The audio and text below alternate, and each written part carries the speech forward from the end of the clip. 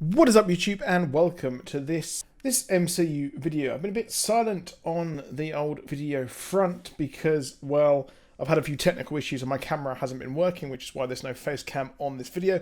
And we've been streaming a lot on Twitch. We can check us out at twitch.tv/Superheronexus. So we've pretty much got the end of this phase of the MCU done. In my opinion, the epilogue here will, of course, be Far From Home. That's the final one that Kevin Feige is confirmed to be of this kind of phase. But obviously that opens up to how the hell are we going to be getting the rest of the Fox property to the MCU. And of course, the multiverse is playing a big part. First revealed in Doctor Strange, now again revealed in the trailer for Far From Home, which is a very spoilery thing there. The fact that they're really doubling down there on the good old multiverse, which always opens up possibilities, and of course that will open up possibilities for the X-Men and mutants coming over.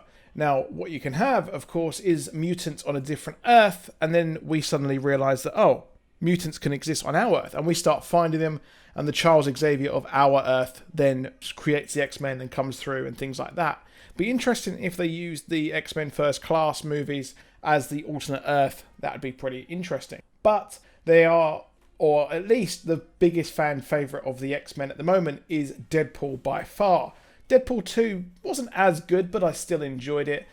Cable wasn't up to par, but Ryan Reynolds was perfect as the Merc with a mouth, of course. And according to MCU Cosmic, there are currently 3 ways to bring in Deadpool to the MCU. One of which being a Deadpool 3, which is a bit weird if we bring him in with just the third one and going, yeah, this is all added in. I don't think that would work in my opinion. The next option is apparently that's floating around is a Disney Plus limited series, which again is tough to introduce him to everyone else and people might not have seen it and things like that because, well, Deadpool is a R-rated movie. We did have the Deadpool Christmas one, which was cut down for kids, but then Spider-Man 3 is another idea where he guest stars in Spider-Man 3.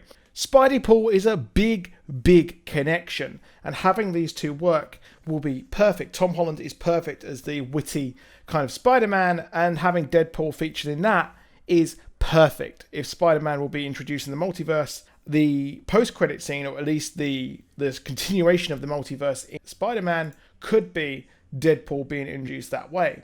That would be really cool. But Spider-Man and Deadpool are 2 of the biggest team-ups in Marvel. And having those 2 fit together is something which I think would really work. Because, of course, the comic is a huge thing. And, of course, we know that Spidey, or Tom Holland itself, has a deal for movies. So if that goes forward, it would make complete and utter sense that we would have him come in the show. Now, of course, a limited series would be interesting if we saw the hard-travelling Deadpool go around the MCU and introduce himself to everyone in the Marvel Universe, which I thought would be pretty cool, but introducing him into Spider-Man is the perfect way to build up even more viewership for the Spider-Man movie and just make it an absolute juggernaut, because in my opinion, I think going forward, Spider-Man will be the biggest part of the MCU now, considering that Tony Stark is dead,